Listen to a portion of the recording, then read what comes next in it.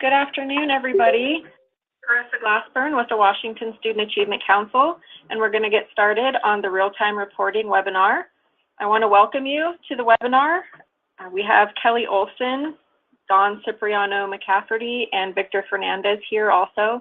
So Kelly will be signaling to me when we have some chat questions, and we'll stop periodically to answer your questions. We do have a mix of attendees today based on experience and whether you're maybe already on real time or you're going to be converting. But this training is aimed at providing detailed real-time reporting information to colleges that are converting for this 2017-18 year. I do have everyone muted, but you can ask a question using the chat. So today we're going to cover what is real-time reporting. We're going to demonstrate the use of real-time reporting. We have some portal screenshots. They're pretty detailed. I know a lot of you are familiar with the portal, so that will help. Then we're going to try and save some time for question and answer period at the end. But as I said, we will try to answer questions periodically throughout the meeting as well. So what is real-time reporting? Well, real-time reporting is a real-time look at the students that you have at your institution, who you're requesting funds for, and who your unserved population. The benefits of real-time reporting that we've seen are it does improve the consistency and the accuracy of the data that we get mid-year. It provides more timely reserve notifications to institutions. So you may have noticed that you got your final allocations about a week early this year.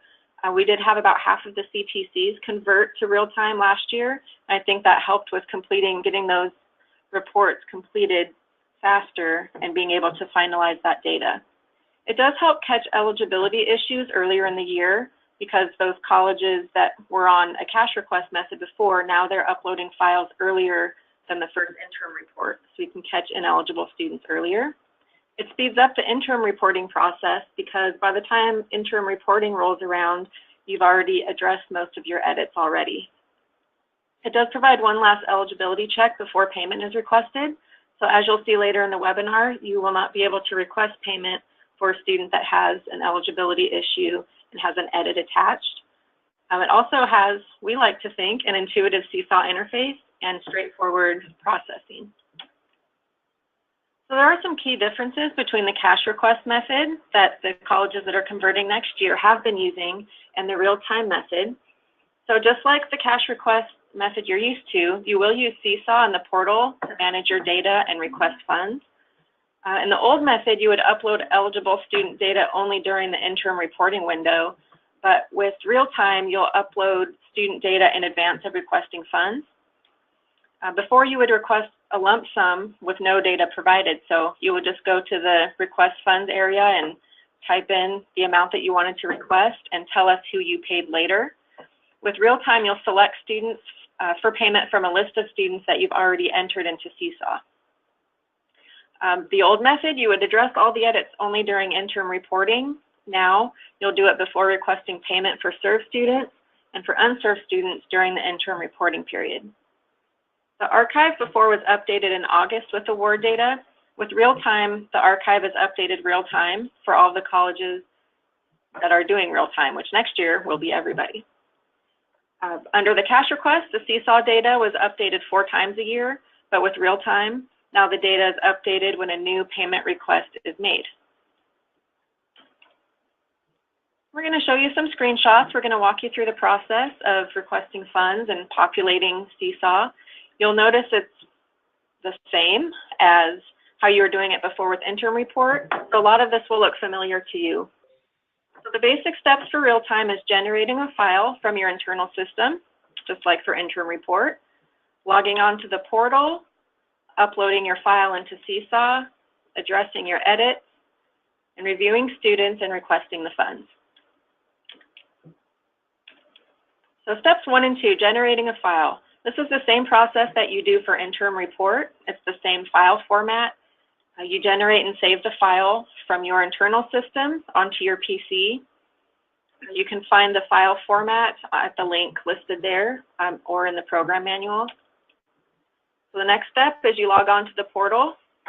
Should all have a portal login. If you don't, you need one, you can contact the SNG mailbox at sng@wsac.wa.gov, and we can get you set. Step 3, uploading your file. So once you're logged in, you click on Seesaw, and you click on Upload to upload your file. So you browse to the file that you've saved on your computer, and your file will begin loading as soon as you select it. You'll see a progress bar that will tell you how the process is going. Your file should include all of your paid and anticipated awards for the entire year, again, just like interim report, and it should include all of your unserved awards as well. So just like interim report, you don't upload just who you want to pay, you upload everybody that you're planning on awarding, all of your eligible students, each time you do an upload. A new file upload will always replace and update your current data. This is really important to understand that every time you upload a new file, you'll be wiping out what was in there previously. It will overwrite it, and it will make changes to your data. The awards that were marked as paid on a previous file that were not listed on your new file, they'll be treated as canceled awards, and we'll go into that more later.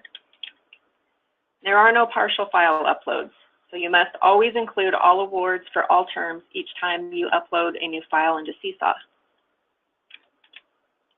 After the upload is complete, you can view a file summary by term, kind of call it the sanity check. Take a look at it and see if the numbers make sense. If you show that you have 5 awards in there for fall for state need grant, there's probably a problem with your file. So make sure that you really review this before you save it. You can click the Show Changes button here, and it will tell you the differences between the last file you uploaded and this file. So you can see here in this file, the new one has $1,757 less dollars. In the red circles there, you can see what the differences are. So if you want even more detail of how your file changed from the last time, you can click on that button to see. If it doesn't look right, you can always click Discard Upload and start over with a new file. If information looks correct, though, you can click Save Upload, and you'll see another progress bar. When the save is complete, click on the Address Edits button, and the edits for your file will begin to load. Again, this probably looks familiar to you. This is the same process as interim report. After the loading is completed and you see your list of edits, it's recommended that you resolve the edits before you submit payments for a group of students, but it's not required. Edits on unserved awards, though, do not have to be corrected until the next interim reporting period.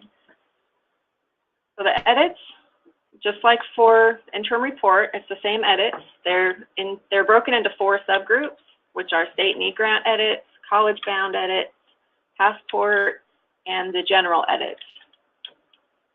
Those specific edits in the subgroups will be one of 3 types that you'll be familiar with. The non-overridable edit, meaning that you must correct data before you can submit the payment. An overridable edit, where you can type in a reason of why you're overriding it. And an informational edit, where it just includes important student notifications. So this is a screenshot of what your edit list might look like. I hope this is an extreme example and nobody would really have this many edits. But you can click on each of the bold edit types to drill down into the student level information of who is included in those edits. You can also download your edits into a CSV file by clicking that little button there. Sometimes if you're maybe splitting the work or a couple people in your office want to divide and conquer, you can get a sortable list of edits by clicking on the CSV button. To review information for specific edits, like I said, click on that link. So depending on the edit that you selected, you might have the option to make changes on the screen. Some edits are easier to do that with than others, so you'll see this option with some of the edits, but not all. So if you can fix the data, go ahead and do that. If you can't fix the override by changing the data element, then you would type in a reason of why you're doing an override. So in this example, you could change this award amount. It's $220. You could type over it and change it to 55. The max award amount for this one is 55. So You could type in 55 and click Save. Or you could type in an override. Once it's corrected, the record will disappear for the ones that you fixed. So in some cases, the edit cannot be resolved by changing the data. In this case, you would need to do an override. We have entered some canned override reasons that I'm sure you've seen when you've completed the interim report, and those are the common reasons why you might need to override an edit. If you look at that list and you don't see your reason on there, I've had people laugh when I say this at training, but your reason, there's a good chance it's not legit. So if you don't see your reason on there and you don't know why, you can always email or call the team here, or you can try and push it through. We'll have Kelly on the other end here reviewing overrides, and she'll give you the thumbs up or the thumbs down on it. So you can click on the student's name to view their individual record. We call it the student details page, and that will allow you to make additional changes if necessary. So addressing the edits, here's kind of a dashboard to the student details screen. There's kind of some hidden tricks in here that you can get information for students. On that I next to the QER, if you hover over the I, you can view the detail of how the student used the QER. Okay. You can click to edit the student award information by clicking that pencil there on the year, the current year that we're in. Click this pencil over on the right over the demographic information to change or update that information. And click on the row on the left, and the details will view on the right. So for summer, if you want to view summer term, you click on the summer term line on the left, and it will populate the information for that term on the right. At that time, then, you can view the WASAC payment history. You can see when changes were made to the award, et cetera, by clicking on that loop-de-loop icon there. You can hover over the I under the max award to see the calculation of how WASAC determined that that was the max award. So it'll have MFI reduction information, enrollment status, QER, et cetera. And you can submit a repayment record to WASAC by clicking that Add Receivable button next to the award that's entered. You can view Seesaw for previous years. You won't be able to change the information, but you can view it. So addressing the edits, you can click on Update Student after making any changes. So if you needed to update the award amount for a student, you could come in here. You could change the family size, the family income. So you change whatever information you want to update and then click Update Student. To override an edit, you click on that explanation for override dialog box. That's where you're going to see those canned override reasons that I was talking about. That'll give you the common reasons why someone might want to override the edit. You can select one of the prescribed narratives or provide your own. If none of those reasons apply, then just click override and it should make the edit disappear. Okay, so I'm going to have Victor take over. He's the payment request expert, and he's going to walk you through the screens to actually request the funds once you decide you're ready to request money. I'm going to hand it over to you, Victor.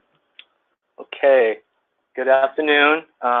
Before I start, are there any questions so far? Nope, okay.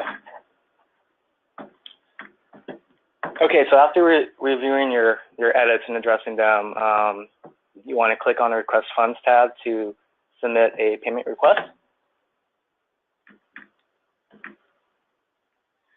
You will be presented with 3 options to select awards for reimbursement.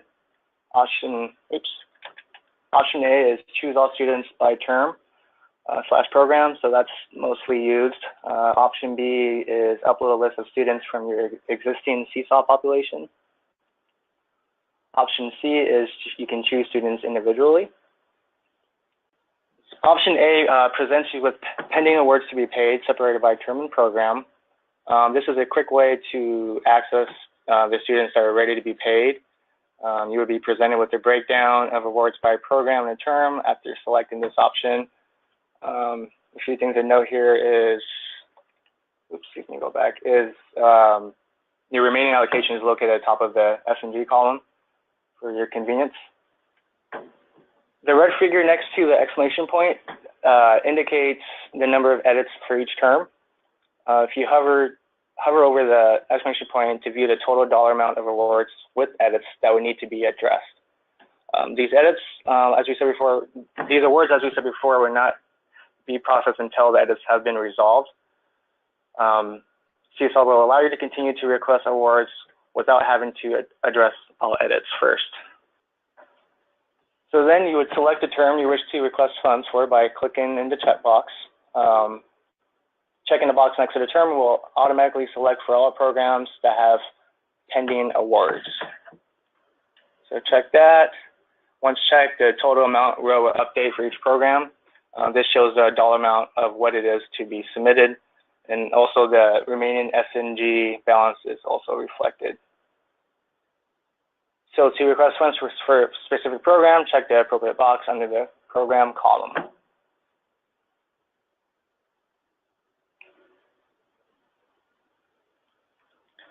So after selecting your term, you'll be presented with a list of the students and their award amounts to be paid.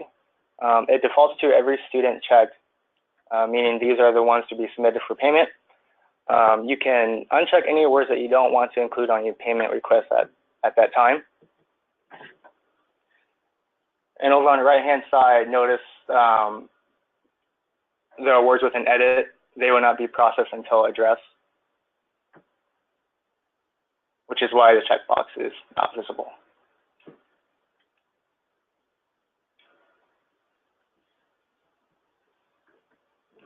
So if you want to view the edit, click on the red exclamation point icon. You may address this edit by clicking on the View Student Details link provided in the pop-up box. So click on the exclamation point, and if you click on View Student Details, you can go into and fix the data if you can.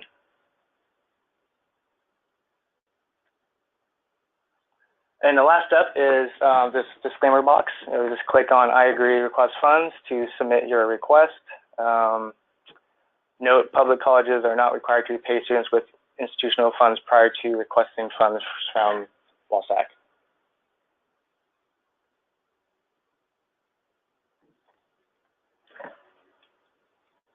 Okay, option B, that is to upload a list of students from your existing CSL population. Use this option for submitting a list of students in CSL that you would like to request a payment for. So this allows you to upload a subset of your complete library of students that already exist in CSL. So you must upload students into CSL first before using this method. Otherwise, the file that you upload is not going to be able to read any data if you don't have any students in there to begin with.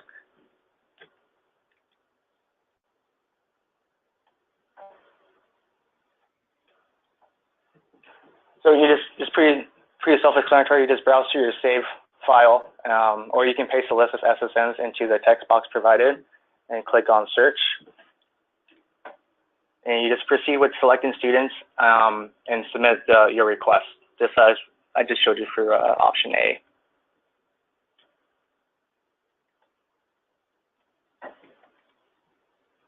Option C, you can choose students individually. Oops, excuse me. This gives you the opportunity to manually look for student awards. If you're just looking for one student in particular, you can either use the search box and search for an individual by SSN or SID.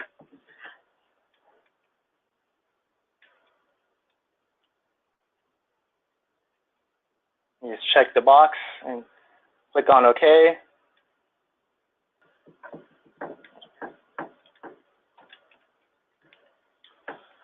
So after using either the option A, B, or C and clicking on I agree request funds, you will be presented with a summary of what you just submitted. You will also should receive an email, an automated email with the option to view payment request details.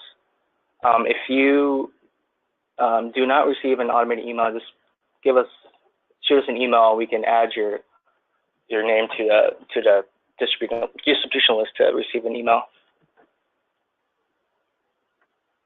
So adjusting paid awards, you may need to adjust or cancel an award you've already requested funds for. There's two options. You can do this by adjusting the words in your file, or you can do this manually in Seesaw under the student details screen. And so this is an example with manually under the Students tab. You would click on the left-hand side of your screen, you'll see the pencil icon.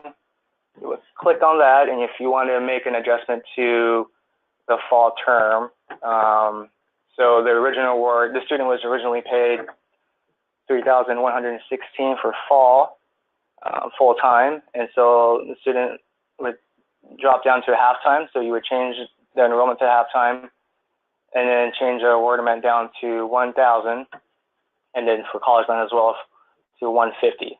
So you just make those changes there and click on Update Student. After that, you would head over to the Request Funds tab, and the dollar amount for the previously paid award will show as a negative if you have lowered the award amount like we did. So you can see that the difference was negative $2,116 for SNG and negative $233 for CBS. If the sum of your fund request is a negative amount, you can still submit the request, and that amount will be deducted from your next positive cash request. Canceling, you have an option to cancel payment requests. When viewing previous funds requests, it's under the Request Funds tab, and you would click on Pending Approval, and there's a Cancel Request button there. So if you see a Cancel Request button, that means the payment hasn't been processed. So if you need to cancel it, you can go here and cancel the request. Victor, if I can just jump in, one example where we know colleges have used this before is when they accidentally submitted payment requests for fall, winter, and spring. They only meant to submit for fall. They can cancel the request, cancel everything they just submitted, and go back and just select fall and submit again. So very rarely do financial aid administrators make mistakes, but every once in a while, if you did something and you're not sure you wanted to do it, or you want to cancel it, you can use this option.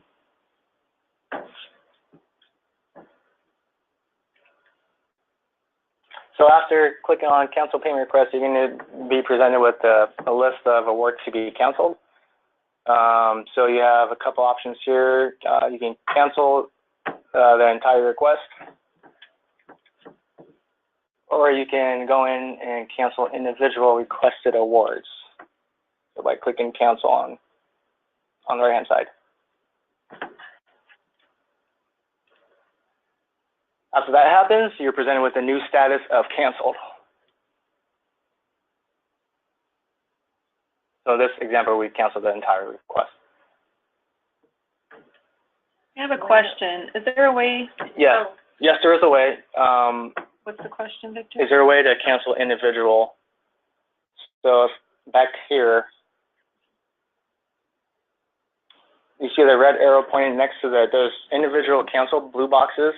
You would just click on Cancel, and that will take care of an individual award.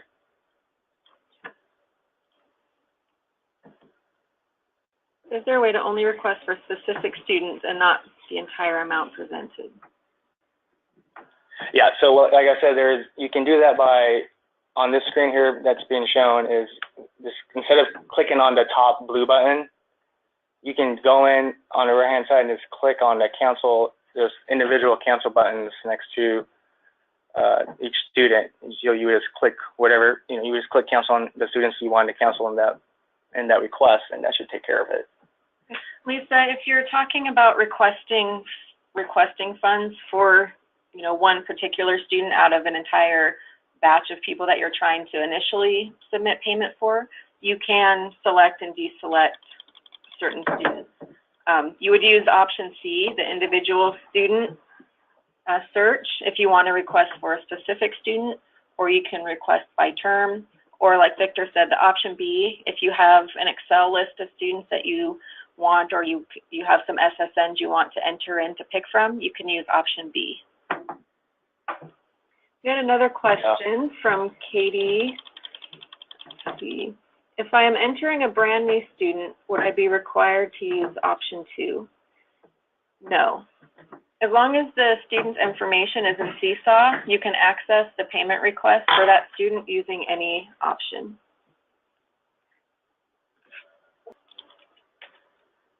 Okay, so I think I went. All right, overrides. Back to Carissa. Okay, non-approved overrides. This goes back to that area where you can type in a reason of why you're overriding a record. Overrides attached to pending awards can be rejected by WASAC staff. Usually that will be Kelly Olson. She's the edit override police, and she reviews all of the overrides that have been submitted before she approves payment requests.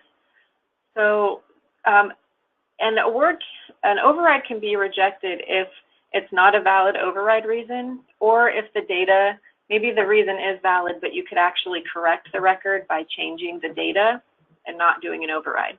So Kelly will type in a reject reason when she rejects the override, and that edit will pop back into your edit list, and that payment will not be processed for that particular student.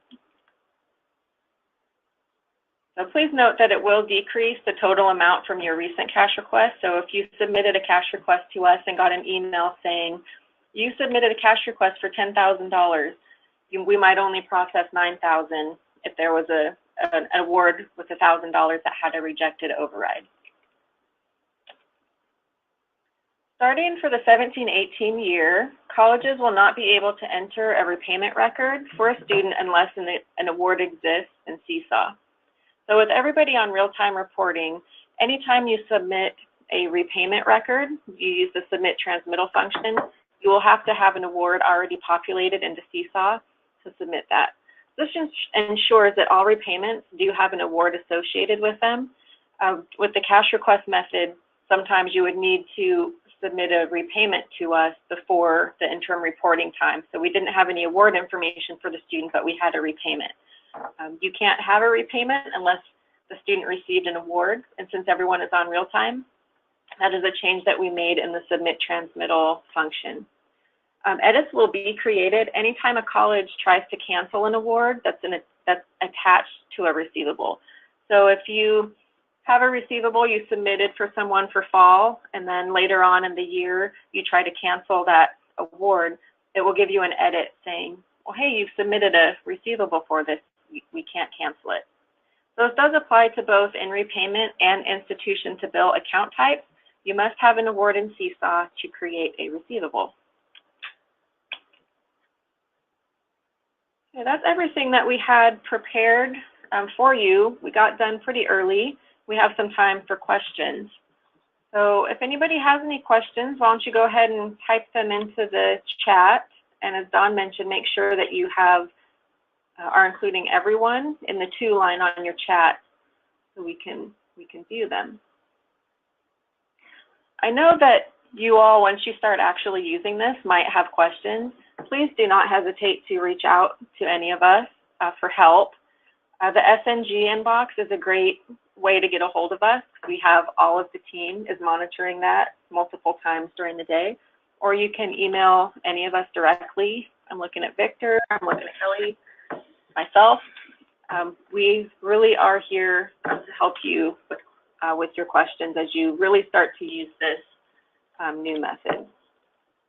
And we have some questions. We're going to scroll up here and see, is real-time only for SNG and CBS? Is Passport to College not included? Passport to College is included. The same method that we just showed you is used to request Passport to College. However, the inclusion of Passport in your file is still optional. So whichever method you want to use to get your Passport students into Seesaw, whether that's hand entering them or including them in your file, those two options still exist, but you do use the real-time method to request payments for Passport.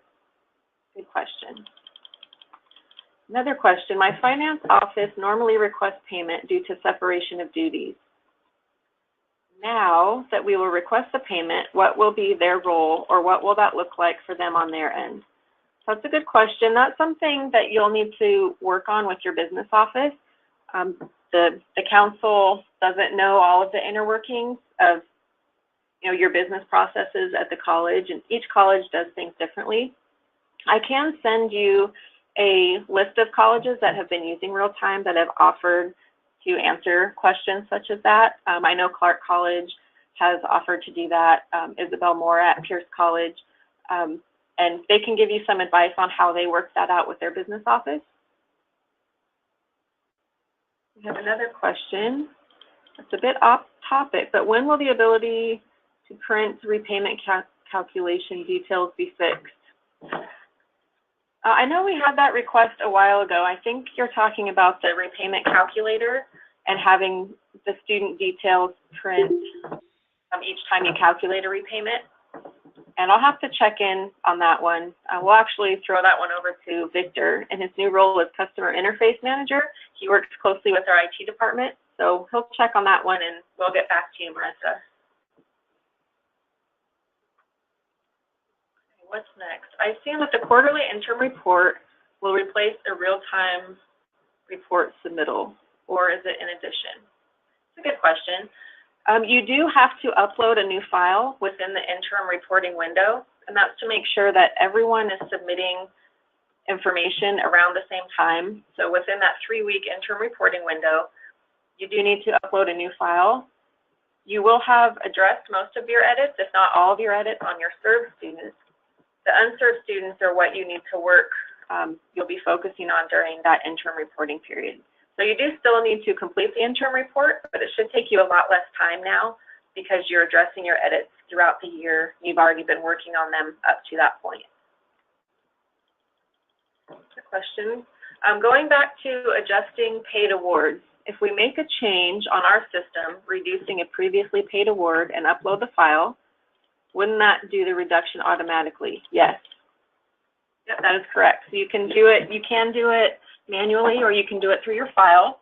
If you do it manually and then the next day you go back and you upload a file that has the old award amount in there, it will put the old award amount back in there. So anytime you manually make an adjustment to Seesaw, just make sure that you're also making those adjustments in your system, so the next time you upload a file, that adjustment will be included. And that also applies to Passport. So if you add in Passport awards manually and someone goes and uploads a new file without Passport awards, those Passport awards that was entered in there manually would be canceled. So you want to, just want to coordinate between the person manually entering Passport awards and the person uploading a new Seesaw file. I don't think we showed a screenshot, but there is a choice to upload a file, and it'll say there's no Passport awards in here. Is that okay? And you'll say yes. So you can upload files that don't have Passport data in them, and it won't wipe out anything that's been hand entered. You just have to look for that option. I think it's a fault to them not being wiped out. You have to kind of go out of your way if you're going to wipe out a Passport award, but it is something to pay attention to. Another question, will you send out a copy of this PowerPoint? Yes. Yes, we will. Hopefully soon, hopefully I would say by tomorrow, we'll be able to send this out to you all. Another question, when requesting payment, should we request only the term we're paying or the entire year? Good question. You only want to request payments for the term that you're paying. There is a rule, we don't reference very often, but you do need to expend the funds that you've requested within 30 days. So you don't want to request your entire allocation on the first payment request and hang on to the money the entire year. You just want to request payment for the students that you're paying for that term. Okay, another question. Is there a monthly deadline for real-time reporting established by the council? Nope, there is no monthly deadline. Some colleges request cash every month. Some only request funds 4, 5, 6 times a year. So it's really up to your college how often you want to request funds. Another question, can you give us a time frame on how often schools are uploading files for those that are currently on real time? Also, what is the time frame for payment so that we can plan for when to select the upcoming quarter? We do turn around. We try to process requests within 24 hours. And you can expect the funds to arrive within 5 business days after submitting a request. As far as how often schools are uploading files, we could look at some community colleges, or you know, if you want to contact me directly, why don't you send, if you want to know that information, why don't you email the state need grant inbox, and I can look at a few other colleges in your sector and give you a ballpark. But it really does vary between colleges. There's no real standard number or time frame. Okay, another question. It appears we will be doing the interim early to report students real time. How do we report new students after the main submittal has been done? Have you had conversations with state boards? Not sure I fully understand this question. I'm going to attempt to answer it. It kind of is like you're doing little mini interim reports every time you upload a file and make a payment request. So the difference is you're not addressing edits for unserved students, and you're addressing edits for the folks that you want to request payment for. So it is kind of like you're doing little mini interim reports. So it might take you a little more work up front instead of doing all of that work within the interim reporting window. So you would add new students after the main upload by just uploading a new file that contains those new students. So the interim report is really just a snapshot in time for us to capture eligible student data for our purposes, to look at trends and to kind of see how things are going. But the day after you submit the interim report, you can upload a new file that has new students in it and work with those and request payment. Okay, another question. If the file does not include passport, is there a way to upload a separate and distinct passport file so the passport records do not have to be input manually? At this time, I don't believe we have that option to upload a separate file. Victor, can you take a note so to add that to a possible discussion with our IT staff? We'll see what might be involved in doing that, Shannon. Okay, another question. These are great questions. Can we have a frequently asked question tool or the responses from these questions for future reference sent out? Sure, we can work on a frequently asked questions document. We'll probably post it out on the portal in Seesaw under portal and messages and files, where we have other program and administration documentation. We'll let you know when that's available. Another question. My question will be sent to state boards to see how our process picks up new students. Okay. I see. For PeopleSoft. Thanks, Victor, for reminding me of that. Yumi, could you repeat your answer to question number 2? I guess I was typing at that time and didn't pay attention. Yumi, can you please retype your question? There were several questions up there from Marissa. If you could type it one more time, that would be helpful. So far, that's the last question on the list. While I'm waiting to see if she submits her question, I just want to thank you all for attending, and just to reiterate again that we really are here to assist you in this conversion process and appreciate your willingness to participate. And we do have a question, let's see, from Tracy. As a reconciliation tool, we download a CSV file to see who is paid in Seesaw. It has the option to pick a program, but no matter what you pick, it downloads records. Okay, Tracy, we'll let our IT staff know and see what we can do to fix it. We'll take a look.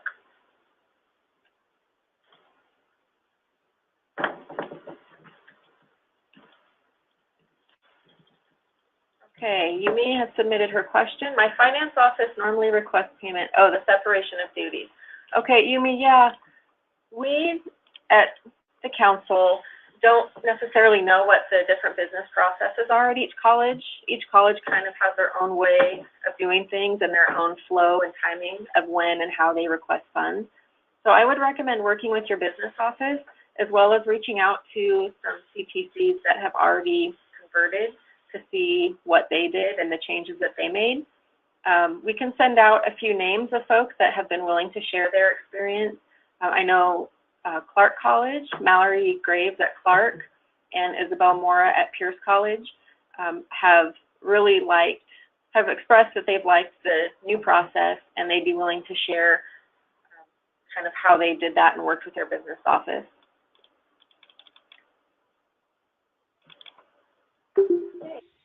Wait another minute or two and see if any other questions have come in. Oh, here comes one.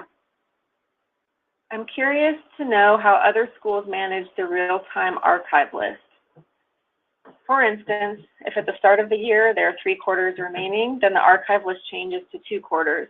How do you determine which term may have reduced to QERs? Hi, Shannon. I know we were working kind of on a side project on this. I'd like to touch base with you after this meeting to see where we're at with that. We'll have to do a little bit more research to kind of document how that's being updated for real-time versus cash request. And we'll probably have, my guess is, I'm making a note, we'll do an SFA partner article on that just to clarify that. Okay. I don't see, oh, we do have another question. Is it okay to submit more than one report in the interim window? You can upload more than one file as long as you haven't actually submitted your report. You can upload as many files as you want during that window, but once you click submit interim report, then you're cut off. So if you submitted a file and you decided you needed to update the information and we're still before the deadline, you could contact us and we could unsubmit your report so that you could upload a new file. In addition to that, after you've submitted your report, there's a process that we at the council do to verify any overrides that you've submitted, and we actually finalize your report. So you can't upload a new file until WASAC has reviewed your edits for the interim report and finalized. So there would be a short period of time after you've submitted your interim report where you won't be able to upload a new file. In the meantime, while WASAC works to just confirm your overrides and finalize your report. I'm watching the chat window here for any more questions. I'm not seeing any come in. So if you come up with any more questions, definitely email the SNG inbox. We'll be keeping our eye out for questions. You can pick up the phone and contact us. I really appreciate everybody attending today, and we really just want this to be successful and smooth for all of you all. So however we can help, please let us know. And we look forward to working with you over this year to convert to real time. So thank you everyone for attending.